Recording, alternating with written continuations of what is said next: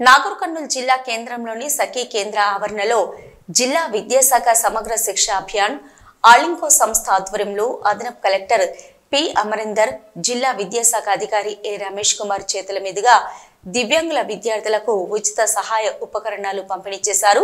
జిల్లాలో 0 నుంచి 18 ఏళ్లలోపు వివిధ లోపాలతో బాధపడుతున్న వారిని గత సంవత్సరం ఆగస్టు నెలలో పరీక్షలు నిర్వహించి 102 మంది దివ్యాంగులను గుర్తించి 12 లక్షల రూపాయల వ్యయంతో ఈ రోజు 233 రకాల పరికరాలను ఆయా దివ్యాంగులకు పంపిణీ చేశారు. అనంతరం అదనపు కలెక్టర్ మాట్లాడుతూ దివ్యాంగ చిన్నారులు జీవితంలో ఉన్నత స్థానానికి రావాలంటే కేవలం విద్య ఒక్కటే మార్గనిర్దేశం అవుతుందని, అదనపు వారికి మంచి విద్యను అందిస్తే వారి భవిష్యత్తు స్వర్గధామంగా మారుతుందని, ఈ విషయాన్ని ప్రతి తల్లిదండ్రులు గ్రహించి అందులైన దివ్యాంగులకు ఇటీవల సుప్రీంకోర్టు ప్రధాన న్యాయమూర్తి వారిని న్యాయమూర్తులుగా ఎంపిక చేసిన విషయాన్ని ఆయన ఈ సందర్భంగా గుర్తు చేస్తూ, చదువుకున్న దివ్యాంగులకు కేంద్ర రాష్ట్ర ప్రభుత్వ ఉద్యోగాలలో కూడా 3% రిజర్వేషన్లు ఆయా ప్రభుత్వాలు కల్పించాయని, ఈ అవకాశాలను సద్వినియోగపరుచుకొని దివ్యాంగులైన విద్యార్థులను ఉన్నత స్థాయిలో రాణించేందుకు తల్లిదండ్రులతో పాటు ప్రత్యేకంగా ఉపాధ్యాయులు కృషి చేయాలని సూచించారు. దివ్యాంగ విద్యార్థుల్లో ఆత్మస్థైర్యం పెంపునకు సమగ్ర శిక్ష అభియాన్ అందించిన ఉచిత ఉపకరణాలు వారికి ఎంతో ఉపయోగపడతాయని, దివ్యాంగ విద్యార్థులు ఉన్నత స్థాయిని అధిరోహించాలంటే కేవలం విద్యతోనే సాధ్యమని, విద్యనే ప్రతి విద్యార్థికి ఒక ఆయుధమని, అందుకుగాను దివ్యాంగులకు ప్రభుత్వ యంత్రాంగం ఎల్లవేళలా అండగా ఉంటుందని, దివ్యాంగుల్లో ఆత్మస్థైర్యం ఎక్కువగా నింపుకొని అనుకుంటే ఏదైనా సాధిస్తారని వారు తెలిపారు. అనంతరం డిఈఓ రమేష్ కుమార్ మాట్లాడుతూ జిల్లా వ్యాప్తంగా ఉన్న 20 మండలాల పరిధిలో 3180 మంది వివిధ రకాల వైకల్యాలు కలిగిన దివ్యాంగ చిన్నారులను గుర్తించడం జరిగిందని, వారందరికీ విద్యతో పాటుగా అవసరమైన వైద్య సదుపాయాలను కూడా ప్రభుత్వం కల్పిస్తున్నట్టు వారు తెలియజేస్తూ, జిల్లా కలెక్టర్ బదావ సంతోష్ ఆమోదంతో ఈరోజు 12 లక్షల రూపాయల వ్యయంతో 102 మంది దివ్యాంగ చిన్నారులకు 233 వివిధ రకాల ఉపకరణాలను అందజేయడం జరిగిందని వారి సందర్భంగా తెలియజేశారు.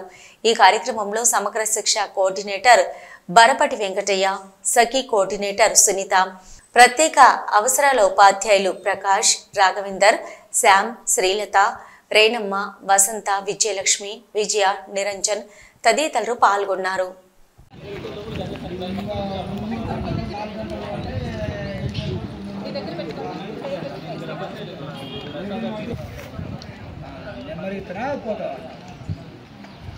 గౌరవించి తన విలువైన సమయాన్ని వెచ్చించి ఇక్కడికి విచ్చేసినటువంటి గౌరవ కలెక్టర్, అడిషనల్ కలెక్టర్ సార్ గారికి హృదయపూర్వకంగా ధన్యవాదాలు తెలియజేసుకుంటున్నాను sir.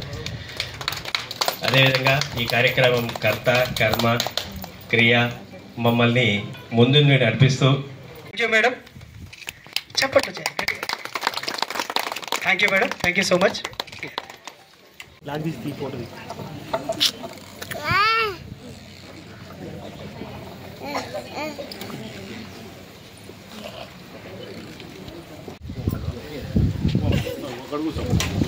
Thank you sir. Parents అలాగే విద్యార్థులు కూడా మీ స్థానాల్లో కూర్చోవలసిందిగా కోరుతున్నాను. అంతే కదా, ముందు మనం కష్టపడాలి, కష్టపడి సంపాదించుకొని చేసిన తర్వాత ప్రభుత్వం వైపు చూడాలి. చాలా మందికి ఇప్పుడు ఇన్ని పథకాలు ఇవన్నీ ఉన్నాయి కదా, చాలా మందికి కూడా తెలుస్తుందా? తెలియదు. చాలా మందికి తెలియదు. జీవితానికి అర్థం ఉంటుంది. అన్ని భగవంతుడు మనకి ఇచ్చినట్లా పుట్టించడానికి ఒక సమస్య లేదు కదా. మీరందరూ ఇక్కడికి వస్తారా? మీరందరూ కోటీశ్వరులో పుట్టారనుకోండి, ఎవరు రాదు. అట్లేమో అనుకోవద్దు. మనం భగవంతుడు జన్మ ఇచ్చిన తర్వాత ఉన్నోళ్ళు మంచి తల్లిదండ్రులు అవుతారని, మీ పిల్లలు కూడా ఎవరైతే ఇక్కడికి వచ్చిండ్రో వారందరూ కూడా మంచి ఆరోగ్యంతో ఉండాలని, వైకల్యం అనేది మర్చిపోయి, ఇంకోటి వీటికి మనకు ఇది బర్డ్స్ అనేది ఒకటి ఉంది కదా, తిరుమలలో బర్డ్స్ అనేది హాస్పిటల్ ఉంది కదా, ఏదైనా అవసరం అయితే అంటే మరి ఇబ్బంది అయితే వాటికి ఆర్టిఫిషియల్ లిమ్స్ అంటాం కదా, అవి కూడా ఏదైనా ఉంటే వాడికి అంటే మూవ్ కావడానికి అది ఉంటుంది కదా. సరిత గారి కదా, సునీత గారికి డాక్టర్, ఇలెంకో డాక్టర్, ఇక్కడికి చేసిన అందరికీ తల్లిదండ్రులు. సరే, దాని గురించి మనం ఇక్కడ మాట్లాడాల్సిన అవసరం లేదు. నేనేమంటున్నానంటే, ఒక మనిషిగా మనం పుట్టిన తర్వాత మళ్ళీ మనం పెళ్లి చేసుకోవడం, పిల్లలు కనడం అనేది జరుగుతుంది. ముఖ్యంగా వికలాంగులు ఎందుకు పుడతారంటే మనకు దగ్గర సంబంధాలు చేసుకుంటున్నప్పుడు. అంటే ఇప్పుడు తగ్గిపోయింది, ఇదివరకులాగా మెనవాళ్లలో పెళ్లి చేసుకోవడం అనేది చాలా వరకు తగ్గింది. అదొక కారణం.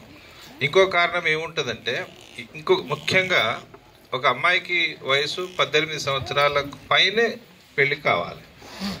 ఈరోజు కూడా ఎంత బాధాకరం అంటే, మొన్న కూడా 18 సంవత్సరాల అమ్మాయికి పెళ్లి జరుగుతుంటే పోలీసులు వెళ్ళి ఆపడం జరిగింది. అది ముఖ్యమైన కారణం మనం తెలుసుకోవాలి. ఒక అమ్మాయి పిల్లల్ని కనడానికి వయసు ఎప్పుడు కరెక్ట్గా ఉంటుంది. ఇక్కడ వచ్చిన స్టేట్ వైడ్ మొత్తం తెలిసిపోతుంది. స్టేట్ వైడ్ లో మన ఈ పలానా జిల్లాలో ఈ పలానా ఇబ్బంది పడుతున్న పిల్లలు ఇంతమంది ఉన్నారు. సో వాళ్ళకి ఇట్లాంటి సదుపాయం కలిగించాలని చెప్పేసి మన గవర్నమెంట్ కూడా ఐడెంటిఫై చేస్తుంది. వాళ్ళందరికీ కూడా న్యాయం చేయడానికి ముందుకు రావడం వస్తుంది. ఇప్పుడు రెగ్యులర్గా చదివే పిల్లల కంటే వాళ్ళు ఉన్నారు. మామూలుగా అన్ని అవయవాలు బాగున్న వాళ్ళు చేయలేని పనులు కూడా వాళ్ళు చేశారు. సో కాబట్టి ఇట్లాంటి పిల్లలకు మనం కూడా కొద్దిగా మనోధైర్యాన్ని, ఆత్మవిశ్వాసాన్ని కలిగిస్తే వాళ్ళు కూడా ముందుకు వెళ్ళి మనలాగా ఇంకా పెద్ద హోదాలకు వెళ్ళి వాళ్ళు కూడా హ్యాపీగా ఉండడానికి ఛాన్స్ ఉంటుంది. కాబట్టి పేరెంట్స్ అందరూ కూడా ఇంకా ముందుకు వచ్చేసి ఇట్లాంటి కార్యక్రమంలో పాల్గొనాలని కోరుకుంటున్నాను. అదేవిధంగా ఇంత చక్కటి కార్యక్రమాన్ని ఏర్పాటు చేసినట్టు ఐఆర్పీలకు, అదేవిధంగా ఎంతో బిజీ షెడ్యూల్ ఉన్నా కూడా మన ఎడ్యుకేషన్ ఫీల్డ్కి, సిడబ్ల్యూఎస్ఎన్ పిల్లలకు ఇట్లాంటి కార్యక్రమం చేస్తున్నామంటే కంపల్సరీ నేను వస్తానని చెప్పేసి టైం ఇచ్చినందుకు సార్ గారు కూడా మరోసారి ప్రత్యేకంగా ధన్యవాదాలు చెప్పుకుంటూ సెలవు వస్తున్నాను. థ్యాంక్ యూ అండి.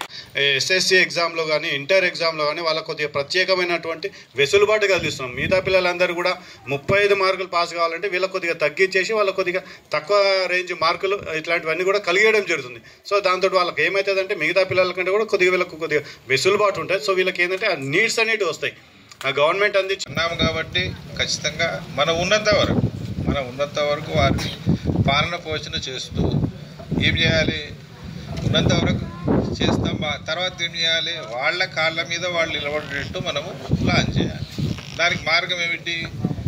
2 మార్గాలు ఉంటాయి. ఎవరైనా చెప్పగలుగుతారా 2 మార్గాలు ఏంటి? మీరు చెప్తారా? 2 మార్గాలు ఏమిటంటే, ఒకటి స్వతహాగా మనం బాగా డబ్బున్న వాళ్ళం అయితే ఇబ్బంది లేదు. కానీ మన దగ్గర లేదు కదా. లేనప్పుడు ఒకటే మార్గం ఏమిటంటే చదువుకోవాలి. ఒకటే మార్గం, వేరే మనకు 2 మార్గాలు లేవు. ఇక్కడ ఉన్నాయా? లేవు. మన దగ్గర ఒకే ఒక మార్గం ఉన్నది, చదువుకో. చదువుకు లిమిట్ ఏమైనా ఉన్నదా? లేదు. చదువుకు లిమిట్ లేదు. ఈ మధ్యన సుప్రీంకోర్టు జడ్జి చీఫ్ జస్టిస్ గారు వైవి చంద్రచూడ్ గారు ఆయన రిటైర్ అయ్యారు. రిటైర్ అయ్యే ముందు ఒక ఉపన్యాసం ఇస్తూ ఆయన ఒక సంఘటనను ఉపన్యాసంలో చెప్పడం జరిగింది. ఏం చెప్పారు ఆయన అంటే, ఆయన దగ్గరికి జడ్జెస్ ఉంటారు కదా, జిల్లా స్థాయిలో జడ్జిల నియామకానికి గాను గురుటి వాళ్ళిద్దరు, గురుటి అంటే వాళ్ళు చూడలేదు, వారు జడ్జి పోటీ పడ్డారు. పోటీ పడితే ఏం జరుగుతుంది? జనరల్గా వాదోపవాదాలు కోర్టు అంటే మనకు అందరికి తెలిసిందే. ఈ గుడ్డి వారికి మనం జడ్జిగా అవకాశం ఇవ్వాలంటే కింది కోర్టులో ఒప్పుకోకపోతే ఆ సమస్య సుప్రీంకోర్టు చీఫ్ జస్టిస్ గారి దగ్గరికి వచ్చింది.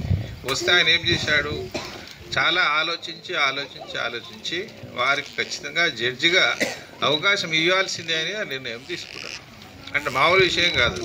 ఒక గుడ్డి వాళ్ళు జడ్జిగా అంటే ఇది ఎందుకు వాళ్ళు జడ్జిలు అయ్యారు? చదువుకోవడమే. ఇప్పుడు మనం కళ్ళు లేకపోతే ఓ రోజు అటు అయితేనే ఇబ్బంది పడతాము. అటువంటి గుడ్డి వాళ్ళు కూడా జడ్జిలుగా ఈరోజు అయ్యారు. ఈ